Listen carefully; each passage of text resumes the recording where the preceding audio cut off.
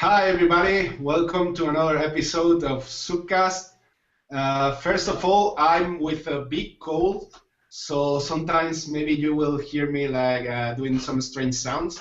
I have here a little help for me, for my cold, uh, and also a help in the form of some eucalyptus leaves.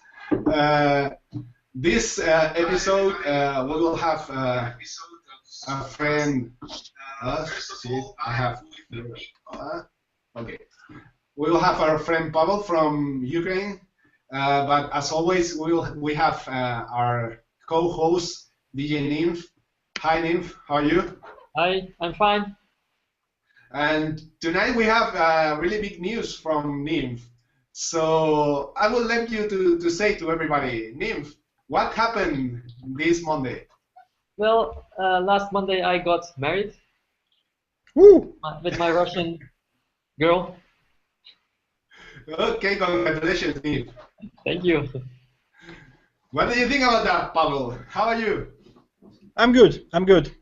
Just had another training in Zouk with my students, 2 hours for two groups, so I'm pretty shaped up for the conversation now.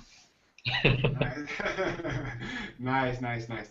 So the title of the episode is related to war in Ukraine, and that's a thing that I'm really curious about. How are things there? How is the war there?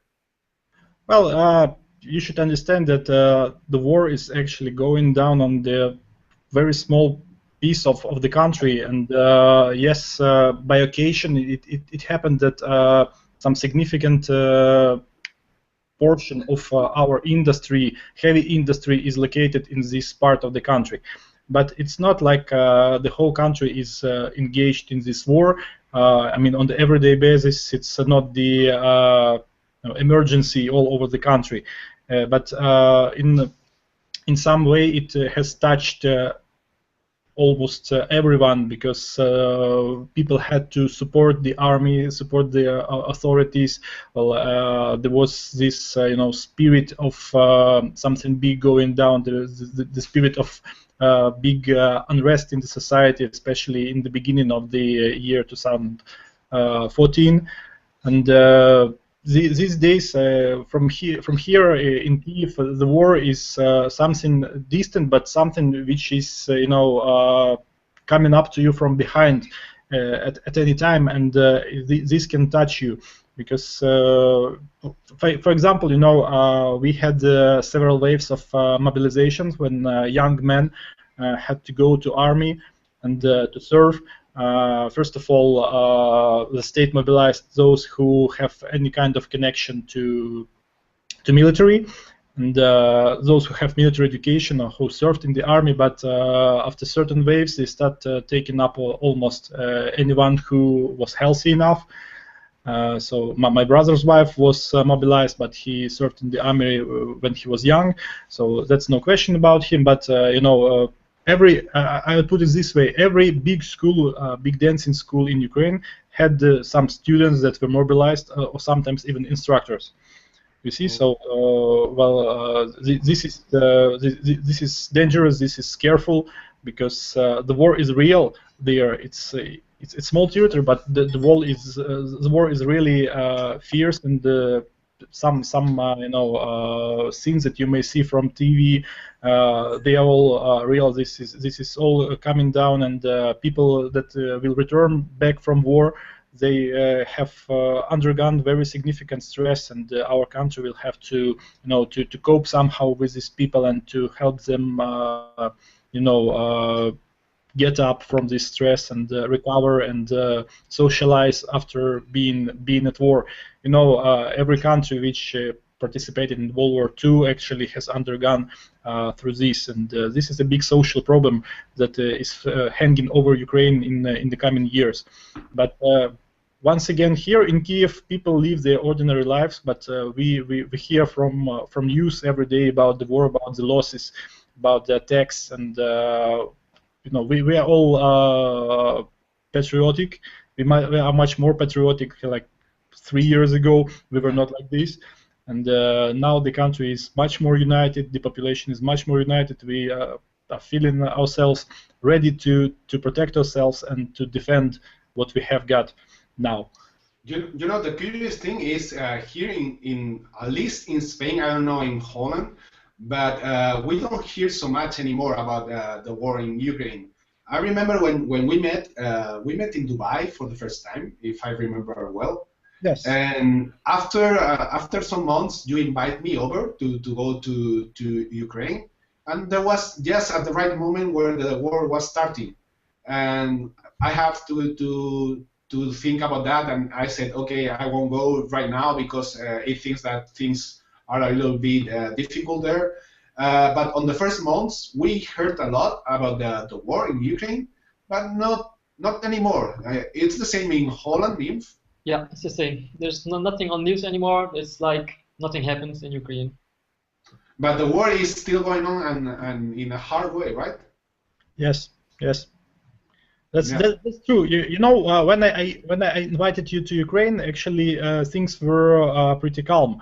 We had some sort of political process here, but we have undergone through this 10 years ago. So nobody was expecting this. This is gonna, head up towards war and military breakouts and all this armored separatistic movement. So nobody was expecting that things gonna turn this way.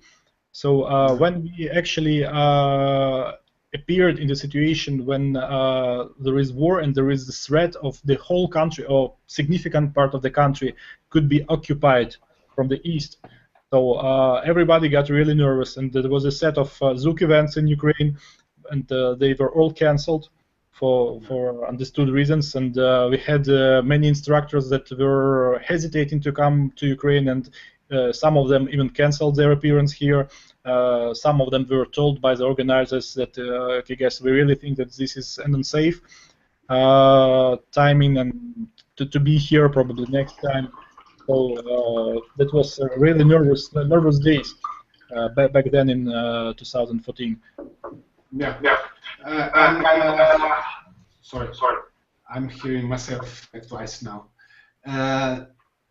And again, how is the situation now within the zouk community in Ukraine? And actually, how is the relationship with not only the rest of the communities west, but the Russian zouk community right now?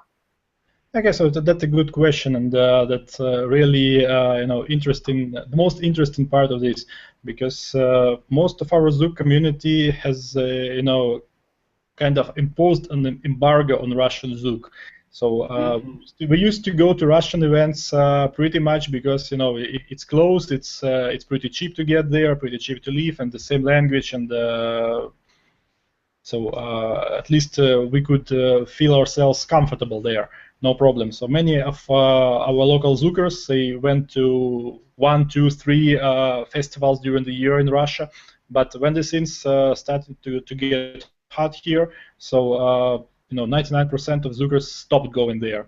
So there are some that still do, and we do not blame them for this, but it's probably it's a personal affair of everyone to support or do not support Russia in this way. Let's put it like this. But most of my friends, they do not want to be there. They feel some troubles in communicating with Russian zoukers. There was even some fierce fight between myself and some girl from Moscow who's living outside of Russia, but she's very determined toward this situation, and she is very supportive towards what Russia is doing against Ukraine. So we had a very, very big debate about all this, and now actually I understand that not only me but most of my friends see that it's really very hard to understand each other when we talk to Russians, because they live in this field of propaganda, and they are totally under this. They do not believe us when they say that we're not like that people that you could see on the Russian news on the TV. So it's not awful. The situation here in the country is not awful. We are normal people. We do not want to fight you. We never wanted to set up this war. All this social misunderstanding between our people, they are actually, doing too much, too much influence over this communication that has been built up historically for centuries. You see, so certainly dance community is also under this influence. Yes, we are pretty much upset that we do not communicate with Russian zoukers, because we had pretty a lot of plans when we were setting our own events, that we could bring guys from there and go together in our zouk education, but now that's all failed, and actually nobody understands when this gonna be returning to normal terms. Yeah. And it's a pity, because I remember back in 2014, when I did my last Zouk Devil Summer Weekend, you were there. Yeah. And I invite over the builder of my bike. It's a good friend. It's a guy that he's really passionate about bikes and everything, but he wanted to know my other side, like my dancing side. So he came to the beach party, and I was talking with him. We were talking with Jeje, the creator of the M-Zouk style. They were bonding a little bit, like they were both talking about their passions. And suddenly I realized that you were dancing with Masha from Moscow. Mm-hmm. There in the dance floor, and the war was going over there in that moment. So I just mentioned that fact to my friend, like you can see, because he was so amazed about the atmosphere, and I pointed to him like, do you see that guy? Do you see that girl? He's from Ukraine and she's from Russia, and they're dancing together, even their countries are at war. And he was so amazed that he always remembers me that fact, and he always tell about that when he talks about Zouk with other people. So it's a pity that we, the Zouk community, cannot be over the political issues and over the media propaganda, because that's the main thing. It's mostly propaganda from the media and the government. Yes, that's true. I do not feel confused about this dance. It's not about like, oh no, I'll never dance again with a Russian girl. It's it's not like this. It's actually person by person approach. You take all the friends that you know in Russia, and you understand that from 10 of them, 8 are zombies. So I cannot talk to these people because they will never understand me. Whatever facts I use, whatever speech I build, and talk to them and try to persuade them of anything. So they will not just listen to me, and they will not try to understand me. But there are these 2 that still will be my friends, and I understand that they kind of resist to this propaganda. They still understand that first of all you need to stay a human, and when we find this tune of speech, and we still understand that we can communicate like humans, so there is no problem to do a good dance. Yeah. So do you have problems for traveling right now since you're at work? I don't mean only to Russia, but to the rest of Europe, or do you have problems receiving visitors in Ukraine? Well, it's pretty hard to travel these days because our country has also fell in a severe economical crisis. Especially, we had a triple devaluation of our local currency. So that means that we became very cheap for all the Europeans. We are so cheap, It looks like an invitation for going there.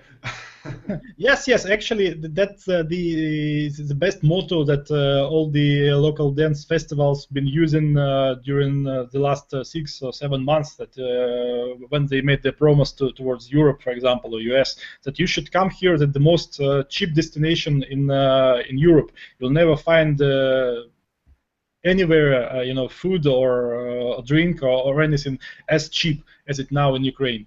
You see, so this was some sort of balance between this attractiveness and cheapness of going here and the nervousness about the all this unrest and war, and the Ukraine could be a dangerous place. So we do not see many foreigners coming. But probably this is also some underwork done in zouk community, because, for example, in West Coast community they have much bigger quantity of foreigners coming. You see, because of this qualification system in their competitions, and people come here not to only see the sights of Kiev, but also to earn the points for their world-class grade. You so see, they take the risk for the points of the. yes. So they're motivated to go anywhere, war or not war, whatever. I get my points. So I'm joking. I know. Yes. So we invited a lot of people for the latest events, but yes, it's pretty hard to get someone to Ukraine today. Although we try to ensure everybody that it's safe to be here, it's good to be here. It's after all, it's a good event. We promise that the quality of the event is gonna be the same like you have in Europe, but you will have it for 3 times cheap.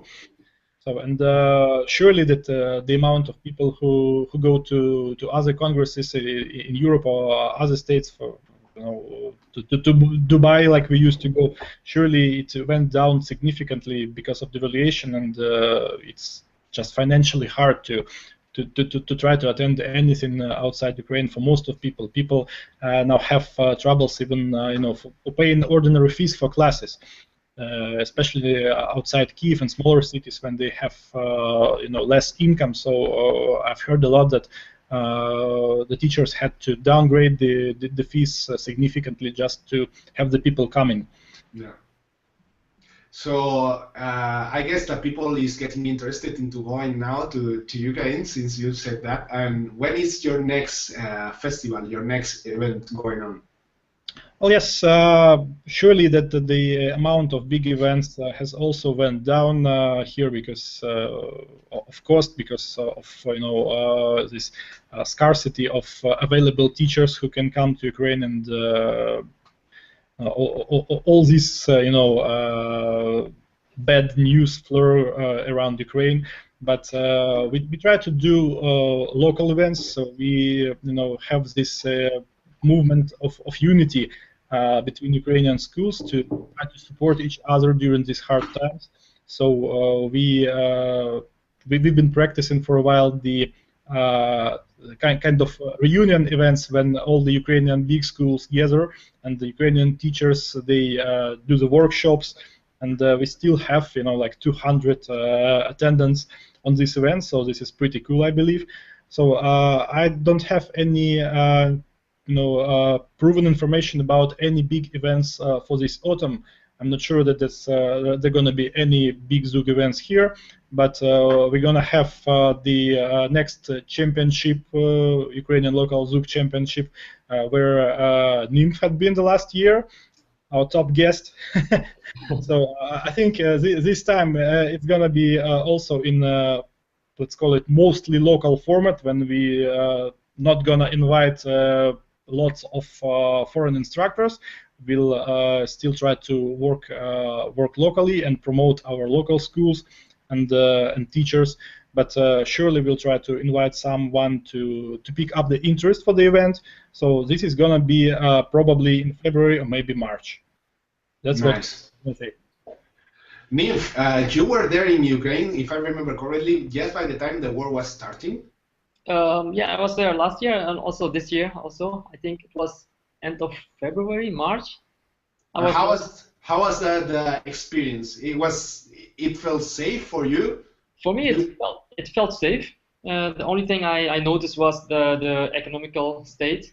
That was the only thing, but the safetiness was pretty good. I didn't saw anything from the war, only on the area that was the war. But for the rest, it was pretty safe.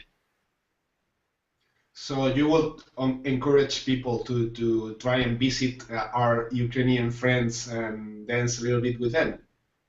Yes, of course, they have to do it because dance is a different. It's a language. People has to do it together, and it doesn't matter if there's war or not war or what kind of thing the government is in. I think dance has to be something different, something personal for people.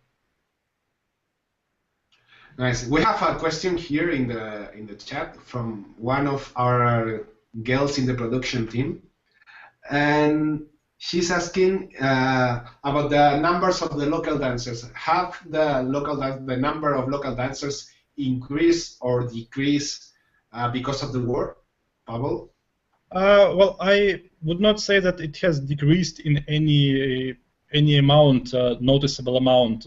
You know, people started to really feel that the dance is not only the fun, you know, but it's also the anti-stress activity. So they are getting tired of all this nervousness, and they come to dance. And probably these days we have another uplift in quantity of zouk dancers, not only zouk but also social dance here in Ukraine, because people look to have some relief after working day, after all this news that are falling on them. So I'd say that despite the hard times, zouk in Ukraine is on the rise. Nice, nice. So. What about the dance level there in Ukraine? How can you make some propaganda of yourself or your dancers there, so people, even the economic thing is really cheap right now? How are the dancers there? Well, I think I've talked a lot to foreign instructors, to Brazilian instructors, to European instructors. So I can give an educated guess, let's call it this way, that the situation is same to any country in the world. So probably it's also the same situation for any social dance once again. So there is some small amount of strong zoukers. So probably, I don't know how it's going to look in percentage way, but I don't know, maybe up to 20% of strong partners. Surely there are more strong girls than strong gentlemen. Like always. Yes. So it's same everywhere. So it could not be the other way, I believe. But if you come here, you'll find a partner for your level and for your style. That's for sure.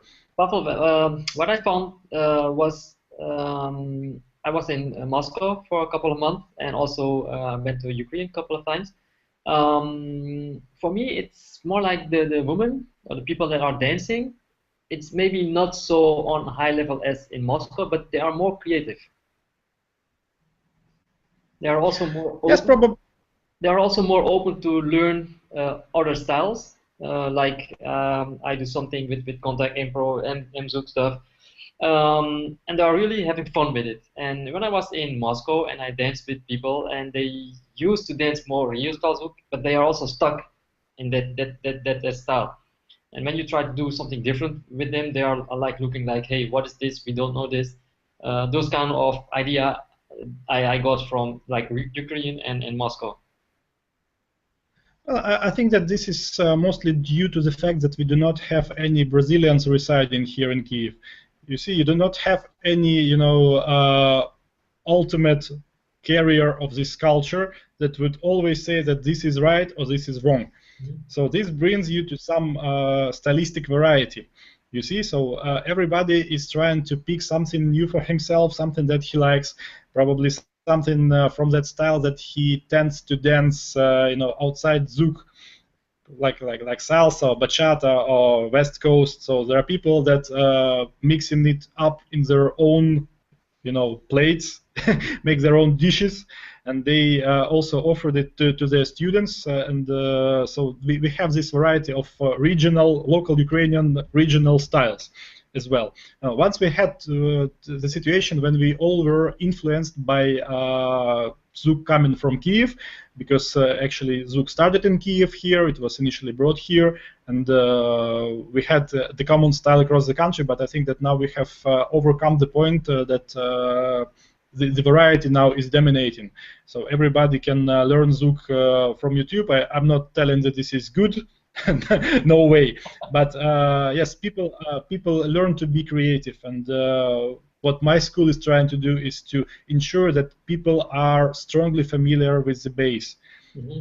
The bass is everything, and people need to understand it all the time. And every level up that they are making with their dance, it should be founded on the sound understanding of zouk fundamentals and zouk bass.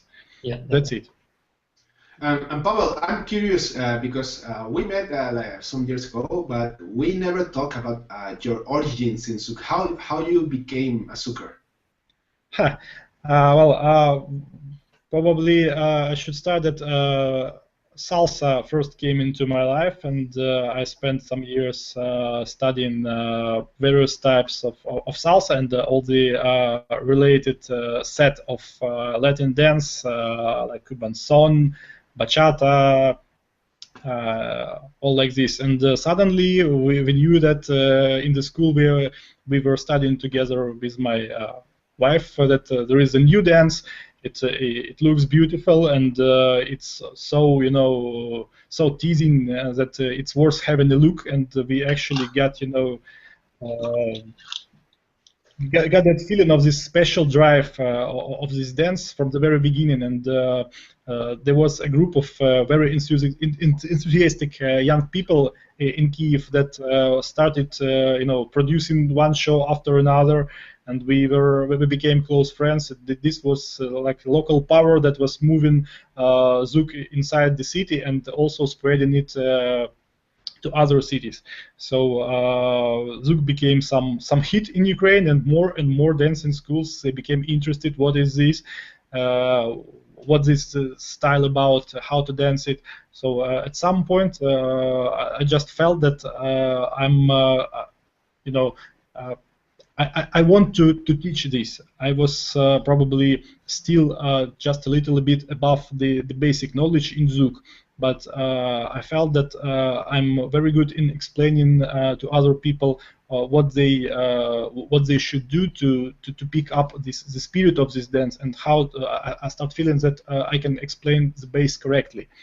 So first we were given some private classes to one couple, then to other, and after some time, in a few months, we started to conduct the open workshops in salsa schools, and finally we came to the idea of having our own studio. That's it. Nice. And which are, in your opinion, the best festivals you have attended in all around the world? Okay, I think that maybe why, not which are the best, but why do you feel they are the best for you, in your opinion? Well, I think that the most important, two most important things about any festival is the comfort for the attendees. So people should, have no troubles with basic accommodation, or they don't have to run around to find some clean closet, you see. But I think that among the global festivals, maybe one of the best was that one in Dubai where I met you. I think it was some kind of crazy atmosphere there, and it was lots of fun, and very nice workshops, and very sweet aftertaste of all these events. So I kept coming back to it in my memories for many months. And yes, I need to mention your event, because this is kind of different, very different approach to making a zouk event. It's more about fun, more about communication, more about informal interaction between Zoukers. So this is a good, very good idea. I think I believe that you will come back with this next year because the whole Europe is very high on, on this event, I believe. So and the third one, surely I need to mention the event that we made back in 2013. Because it was connected to lots of actually lots of hurdles and lots of troubles because it was very heavy snowfall in Kiev, and it was like the catastrophe was running behind us, but every time we managed to escape. So we had very very tough days with Kadu and Larissa and Will and Danikas that came here to Kiev, and they appeared under this snowfall when the whole city was paralyzed, and we actually hardly managed to bring them anywhere outside the place where they lived, and it's very hard to recall this right now, but this actually made me believe that I can produce any kind of event since then. So I'm not afraid of anything anymore, and any trouble in organizing is doable and solvable. Maybe unless it's a war in your country like this. Yeah. It's funny that you mentioned Dubai first and second, my own event. Because my idea for my event came from attending Dubai, because I met there all these crazy people, local people, people living in Dubai, but also the Omani people. They are crazy dudes, and the whole event was trying to bring their spirit and to bring those guys to my hometown. So I guess some future episode we have to invite the Omani crew and the Dubai Congress organizers to talk about that, because I think every Zouker has to travel there and meet those guys. They are amazing. Yeah, this is this is the Zouk SWAT, probably the special forces of Zouk that can come anywhere and just explode the scene. Yeah. So Nymph, do you have anything to add? Anything more to ask? No, That's it. So Pavel, just for finishing, please talk a little bit about why people should visit you and why war won't make the Zouk disappear in Ukraine, and why should and how could be helping you to overcome this situation? Well, I do not think that Zouk gonna disappear here in the coming years, because I see that too many people have already caught this Zouk disease, and it's spreading, and it's getting involved new crowds. And for example, this Zouk flash mob, it's getting more and more people each year. So we actually, our school actually were organizing 2 of these events last year, and the very first one. So I know what I'm talking about. And this actually draws lots of attention, and this attention is growing. So it's a very nice initiative. I think that people who want to try something new, probably for themselves, they should come to Ukraine just to see this beautiful country.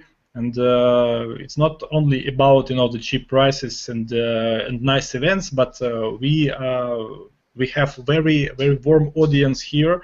We never leave our guests alone. We always take care of them, and we try to do our best to keep up with Europe and prove that our festivals are as good as somewhere there, somewhere abroad. I think that the more people gonna come here, the more people we will have afterwards in future, because we have also very nice atmosphere. We have hundreds of beautiful dancers, not only girls, but girls in Ukraine are very beautiful. That's true. What else? now probably we just need some more support from not only from Zouk crowd, but I mean the whole audience in Europe that has learned any news about our country and the troubles that we have now. I would like to maybe don't forget about Ukraine unless you don't find some days that this country just do not exist anymore, and this is what we would like to avoid really, because we struggle very hard. We tried to promote ourselves when we prepared the last flash mob, but somehow it turned out in the end that our tapes from Ukraine, they were not included in the final cut of this video about flash mob, and we were really disappointed about this. So we will try to do our best to find a way to promote not only Zouk but the country in all the culture, the people, the mood, the transformation that we undergoing. We want Europe to hear about us. I know that actually we are not the big deal anymore. It's probably good that you do not hear any more bad news about Ukraine like you used to have the last year with this plane crash and all other bad things. But it's not a good reason to just forget about Ukraine.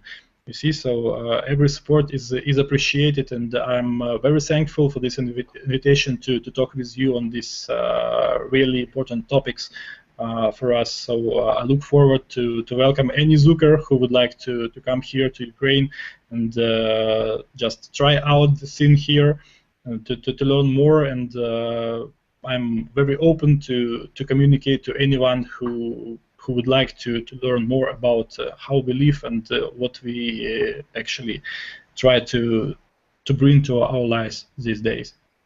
So we are very thankful to you for coming here and sharing your opinions and your views on the whole situation there. Thank you very much for being here, Pavel. Thank you. Thank you also, Nymph, my co-host. I will see you next week with an interesting topic that we will reveal in the few days. Cool. So bye, Nymph. See you next week. Okay, bye. Bye, guys. And everybody else, remember, we are dancers, we are people, and we are over all this political shit that is going on in the world because we want to be better human beings. So please support Zouk in Ukraine. Please go there, dance, meet the local people, and that's all. See you next week. Bye.